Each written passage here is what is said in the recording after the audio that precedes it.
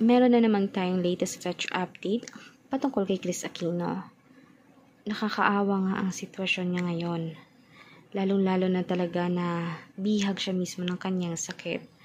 Mas lalong lumalala ang kanyang sakit at mas lalong kumakalat sa kanyang pangangatawan. Hindi na talaga lubos maisip ng kanyang mga kamag-anak at mga nagmamahal sa kanya kung bakit nangyari iyon sa kanya.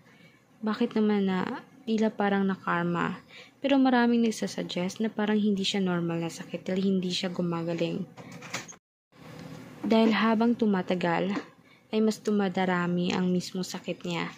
Tila nagsasabi ang iilan sa mga tao fans niya na tila parang nabarang, merong nakulam. Dahil ang sakit niya ay hindi gumagaling nga. Maraming doktor, espesyalista ang tumitingin sa kanya at gumagabay. Pero walang tumatalab ni isa. Ngayon ay pupunta sila mismo sa albularyo at tataya mismo ng buhay para lamang siya ay madugtungan ang buhay niya. Dahil alam naman niya sa sarili niya na nanghihina na talaga siya at tila parang nagpapaalam na. Nagpapaalam siya sa mga anak niya. Nagpapahiwatig ng huling pagmamahal niya.